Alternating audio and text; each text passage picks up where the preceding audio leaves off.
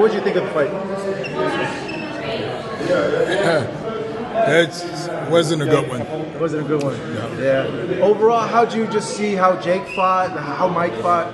Well, you know, you can tell something was wrong with the Tyson leg. Yeah, the knee. So he couldn't. His balance was off. Oh, that's crazy. You noticed that. I just talked to his trainer, and he told me that exact thing. Yeah. His balance was off. His balance was off. Yeah. Yep. Wow. You know, overall, like, how do you see Jake growing from this, and who do you want to see him fight against now? Well, you know, I'm like, he's a pretty good fighter. I didn't see any progression, but you know, I like how Jake is a genius at marketing. Man, it is phenomenal to see that a YouTuber can get 60,000 people in the freaking arena. Man, listen, I be taking notes. Even though I don't really like Jake like that, like I take notes, you know, and I'm happy that the fight went all the rounds today. I seen Jake trying to set Uncle Mike Tyson up for the okie doke with the jab to the body and the overhand right. I seen him trying to set him up. Thank God Uncle Mike didn't go for it. He fought a good 8 rounds. Hey, Jake won, but overall, it's a win for the boxing fans, and it's definitely a win for me for Mike Tyson, because I just love him, win, lose, or draw. I love him. So who should Jake fight now, in your opinion? Hey, you say you want to fight Canelo. Now, this is what I want to understand about the men's in boxing. Huh? This is what I want to understand. Okay, here we go. Here we go. This is what the GWOAT don't understand. We'll let China. If Jake Paul, right, and y'all complain and say, oh, he's not a real boxer, he's bad for boxing, this and that, he ain't that good of a boxer, why the hell y'all won't get in the ring and fight him and beat him? Su reacción de la pelea, ¿cómo vio Mike Tyson? Excelente, una leyenda. Leyenda. ¿Se vio bien? Sí, súper bien. ¿Aficionado de Jake Paul esta vez o qué? ¿Le gustaría ver Mike Tyson una vez más en el cuadrilátero? Bendiciones siempre. Bendiciones para Mike, una leyenda. Gracias. I knew Jake Paul was going to win. I felt it in my heart. Yeah? I knew Trump was going to win. What made you know that? Yeah, what made you know that? I just, you know, he's 27 years old. He's been working hard. And, you know, I just saw it. I watched the progression of who he is as a boxer. And I was the only one that was cheering when everyone else was booing him. That's my dog. I just knew it. I felt it. Who do you want to see him fight next, in your opinion? Or who would you like to see him fight next? I don't know the answer to that. Yeah. I don't know the answer to that. Will we But I ever was see you in excited the for ring? this one. No. All hoping to see a little flash of the old Mike, and we saw like someone who, you know, I wish I'd seen the old Mike. You know, not to take anything from Jake, but you know, Mike looks his age, and you know he should. Look, I take that back. He did a lot better than a lot of 58-year-olds would have done, but you know, Is Jake good for the sport? I think it is. About 70,000 people out. He and Mike. So, like, I think it certainly brought people out. What did you make of Katie Taylor and Amanda Serrano? Look, another tough fight to score, another tough fight to call a winner. I had Amanda by a round maybe. It's tough to argue either way. I mean, it's a rough fight. They fight. You know, they're going to fight 100 times, and you can argue. You're not going to get a clear decision, you know, out of any of them. They're evenly matched fighters. You can argue either way, but it was an amazing fight to watch. Can you give us a tank update? Sorry. Would you like to see it again? Would you like to see it? Would you like to see Mike Tyson fight again in the ring, an exhibition match against Brandon Holyfield? I always want to see Mike fight. Yeah. Is this kind of what you expected? He didn't get off fast. What could he done different? Did Jake Paul look a little bit slow to you?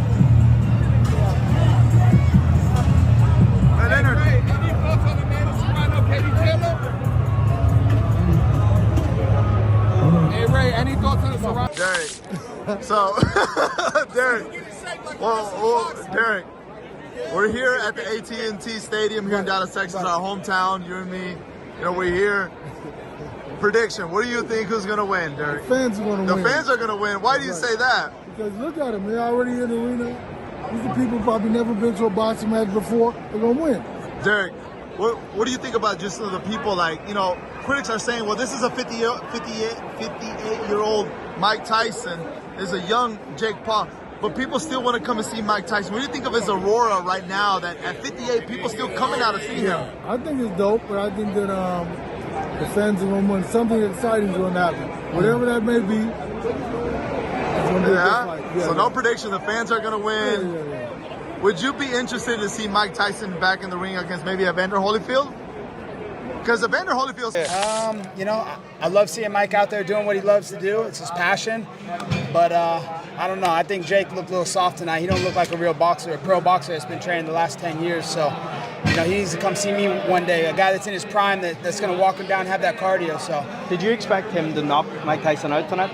I did, yeah. I thought, you know, Mike's a little bit older. You know, he had a problem. You know, they had to push back the first fight because, you know, he had like a stroke on a plane or something like that. Yeah, so, also. and I was just scared. I didn't want to see Mike get hurt. I'm happy he's walking out of that ring and he's healthy tonight. So, super happy. Everything went well, and you know, it was a spectacle. All the fans enjoyed the show. You want to fight Jake Paul? Yeah, hell yeah. I'd love to fight him. He's talked a lot of shit about me in the past. I'd love to. The fight we've all been waiting for. Mike Tyson versus Jake Paul just went down in a night that electrified fans worldwide before stepping into the ring. Both Tyson and Paul radiated unbreakable confidence. Tyson, a legend known for his fierce mentality, assured fans he was as ready as ever and eager to remind everyone on why he's a force in boxing on the other side. Jake Paul, younger and relentless, vowed to shock the world, claiming he had the perfect plan to bring down the icon. Both fighters promised fireworks and each believed they'd leave victorious. Jake Paul wasn't fazed by the intensity of Mike Tyson's brutal workouts or his legendary reputation as reporters pressed him on Tyson's conditioning and notorious killer instinct. Paul dismissed it with the confidence of a fighter who feels he has nothing to fear. It's cute, you know, I fear no man, so I want him to be that old savage Mike. He says he's gonna kill me. Is that what you're gonna do, Mike? Paul's words weren't just casual trash talk, they were a bold challenge to Tyson's reputation for Paul. This wasn't about intimidation. It was about daring Tyson to bring his best to Jake. Winning would only matter if he conquered the fiercest version of Tyson, the one fans remember as a knockout king. I want that killer. I want the hardest match possible Friday night, and I want there to be no excuses from everyone at home when I knock him out. So is that what you're gonna bring, Homicidal? With a glare and a smirk, Paul threw down the gauntlet, making it clear that he wanted no excuses from Tyson's fans. When the night ended, this was his moment to make a statement, and he was ready to face whatever homicidal fire Tyson could bring. Jake Paul's bold challenge hung in the air, daring Mike Tyson to live up to his legendary persona. But Tyson, calm and composed, didn't take the bait. When asked how he'd respond to Paul's taunts, the heavyweight icon kept it simple, letting his decades of experience speak louder than words. I'm just ready. That's all I can say. I'm just ready. Tyson's reply showed the quiet confidence of a fighter who's been through it all. No hype, no theatrics, just pure focus for Tyson. There was no need to match Paul's words. He knew that the real message would be delivered in the ring. That he's a manufactured killer. He's the killer that papers and TV made. I'm a natural-born killer. That's what you said. That we felt in our bones. That's what everyone who grew up watching you remembers. Can you expand on that? Why is he manufactured and why are you for real? Yeah, that's what I said. That's what I said. Yeah, I'm just wondering if you can expand on that. I mean, can you give me... It's just what I said. It's just that, all right. That's cool. Tyson's calm reply captured the essence of his approach. No drama, no distractions, just readiness. While Paul looked to provoke and hype up the fight, Tyson's quiet assurance signaled that he was there to handle business for Tyson. Actions in the ring would always mean more than words outside of it. Jake Paul didn't hold back when asked about Tyson's calm demeanor and his refusal to engage in trash talk, unbothered by Tyson's cool response. Paul brushed it off as a difference in mindset, doubling down on his own confidence. To him, Tyson's restraint only made Paul more determined to prove his point. He wants to think, you know, everyone's entitled to their opinion, but the deadliest weapon on the planet is manufactured, and that's a nuke. Paul's words were a bold statement about his own preparation and self-belief for him. The fight wasn't just about skill. It was about wielding a force he claimed was unstoppable. He He framed himself as a manufactured weapon, ready to bring explosive power into the ring, contrasting Tyson's composed approach with his own fiery determination to dominate. Jake Paul brought up an infamous moment from Tyson's past, the 1996 fight against Evander Holyfield, where Tyson bit off a part of Holyfield's ear in a heated exchange. The scandal made headlines worldwide and remains one of the most talked about incidents in boxing history, forever tying Tyson to a reputation of unpredictability and raw aggression in the ring. What's wrong with your ear over there, Jake, if I could just ask that? I'm not getting my shit bit off on Friday night, so I got my diamond spiked ear covers right there. With a grin, Paul turned the notorious moment into a joke, showcasing his typical flair and unshaken confidence by poking fun at one of Tyson's darkest moments. He aimed to keep the mood light and maybe even rattle Tyson just a little for Paul. The comment was a way to remind everyone that while he respected Tyson's legacy, he wasn't intimidated by it. As the press conference delved into Tyson's legendary past, a reporter asked him about the influence of his first trainer, the late Cus D'Amato, a man who shaped Tyson into the fighter he would become and helped mold his fierce mentality. D'Amato's impact on Tyson is a measure measurable, and the question was intended to tap into that history and sentiment to see how Tyson felt his beloved mentor might view this fight. First trainer, the late great Cus D'Amato. What do you think he would say of this spectacle going down on Friday? He'd be very happy. Tyson's brief, understated response showed that he wasn't interested in long-winded explanations or nostalgia. Instead, he stayed grounded, offering just a glimpse of the respect he still holds for his mentor. The reporter then pushed further, asking what advice D'Amato might give him for facing Jake Paul, a question Tyson responded to in the same simple, almost reverent tone. What do you think he would tell you about how to beat Jake Paul? He would be very happy.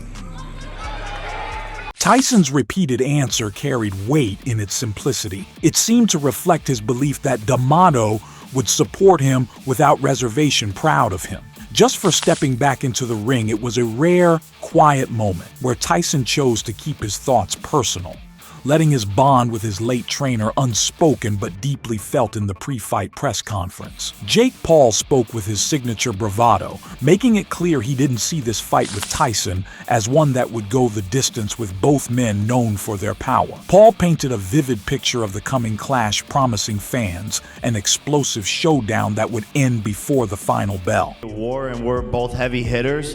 It's not going the full 16 minutes.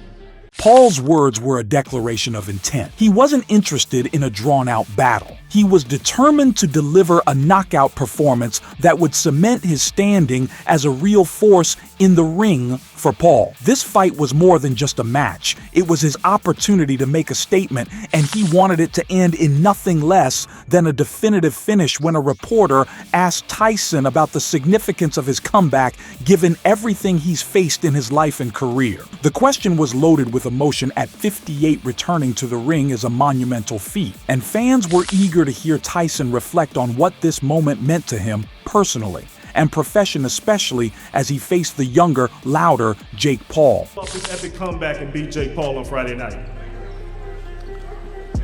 I'm just ready to fight. You know, I've said everything I had to say. There's nothing else to say. I'm just looking forward to fighting. Tyson's response was brief but powerful, embodying the mentality of a seasoned warrior focused solely on the fight ahead. There was no need for elaborate reflections or dramatic statements for Tyson. The significance of his return wasn't about words, it was about action. This moment was his answer to any doubts, ready to prove himself in the only way he knows how. By stepping back into the ring, the atmosphere in the press conference grew serious as a reporter brought up one of Tyson's most intense statements. His reflection on fear and the stakes of his return. Tyson had once said that the fear of losing was more painful than death itself, a sentiment that encapsulated his fiery mentality now with the fight against Jake Paul looming. The question was, what does Tyson fear losing?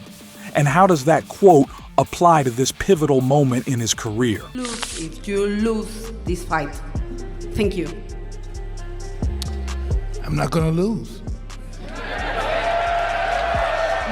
But you say that in the last minute of the second. I am not gonna lose. Did you hear what I said? Thank you. Tyson's reply was delivered with an undeniable intensity, his words cutting through the room. There was no hesitation, no doubt, just the unshakable confidence of a fighter who had seen everything and was determined to walk away. With victory, Tyson's response reflected not just his fear of losing, but his belief that defeat was simply not an option for him, especially after all he had overcome. As the press conference continued, a reporter highlighted the odds-maker stance on the fight, noting that despite Tyson's legendary status, many still favored Jake Paul. The question was aimed at understanding how Tyson felt about being considered the underdog, especially given his vast experience in the ring compared to Paul's relatively short and controversial career. Odds say differently. How disrespected does that make you feel, and why do you think you are the underdog? Thank you. Hey, I'm fine with everything. I'm fine with everything. Tyson's response, accompanied by a light laugh, showed that he wasn't fazed by the odds or the disrespect. It was a reminder of Tyson's unflappable nature. He had always thrived in challenging situations. Whether the world saw him as the underdog or not didn't matter. Tyson's confidence was rooted in his experience and the raw belief that when he stepped into the ring, he was a force to be reckoned with. As Jake Paul continued to hype up the fight, he was asked about his thoughts on Tyson's legendary presence in the ring. Paul never wanted to shy away from brash comments, turned the question into another chance to assert his confidence. He made it clear that he saw the outcome in his favor and was already picturing himself standing tall over a fallen Tyson. Paul's remark was a bold statement of his belief that he would come out victorious, underscoring his confidence in his ability to take down the boxing legend. The image he painted standing over Tyson while the champ lay on the canvas was the kind of trash talk that has become a trademark of Paul's persona. But beneath the bravado, it was clear that Paul saw this as a chance to make the ultimate statement, beating leg, to solidify his own place in boxing history. Jake Paul has faced criticism throughout his boxing career, with many questioning his quick rise and the legitimacy of his opponents. A reporter pointed this out, asking Paul to respond to those who argue that most established boxers don't follow his path. At this stage in their careers, the question tapped into the ongoing debate about Paul's unorthodox journey in the sport, especially considering how fast he's moved from social media fame to fighting some of the most talked about names in boxing. I'm doing something right, and no one has had a boxing career like mine. It'll be studied and judged, but I've risen to the top in 4 years because I've taken risks. I was the underdog all the way up until Nate Robinson, and that's something that people don't remember, don't give any credit to, but I put it on the line against some of the best in the sport every single time, and that's why I'm here on Netflix against the biggest name in boxing right now. Jake's response was a blend of pride and defiance. He wasn't backing down from the criticism, instead he embraced it, flipping it into proof that he was doing something groundbreaking by highlighting his journey from underdog to challenger. Paul positioned himself as someone who earned his spot through risk and perseverance, not just hype. His mention of being on Netflix with Tyson was a bold statement, reinforcing his claim that he's become a major player in the sport, regardless of how critics view his career path. Jake Paul's words about his unconventional career trajectory underscored his defiance against the critic who have doubted him. From the start, his unwavering confidence wasn't just a defense of his choices, it was a declaration that he's cementing his place in boxing, no matter the criticisms or doubts surrounding him. His rise, often seen as too fast or too flashy, now appeared as the result of his bold approach, not just luck or social media fame, with Tyson standing as the ultimate test. Paul embraced the pressure, seeing it as proof that his career had gone beyond the spectacle. It was now a serious tumultuous journey that demanded attention. The Netflix deal with Tyson only added weight to his claim that he was among the biggest names in the sport, shifting the focus back to the fight and his aspirations to break through to the next level as the final chapter in this saga of confidence, self-belief, and a relentless drive to prove himself. Jake Paul's words were a signal that he was ready to face whatever came next in his journey, starting with his monumental showdown against Tyson. The fight between these two isn't just about boxing, it's about legacy ego. And the challenge of overcoming a living legend, the stage has been set for a collision of eras where Jake Paul hopes to rise even higher. And Tyson aims to reaffirm why he is and always will be one of the most formidable figures in the sport's history.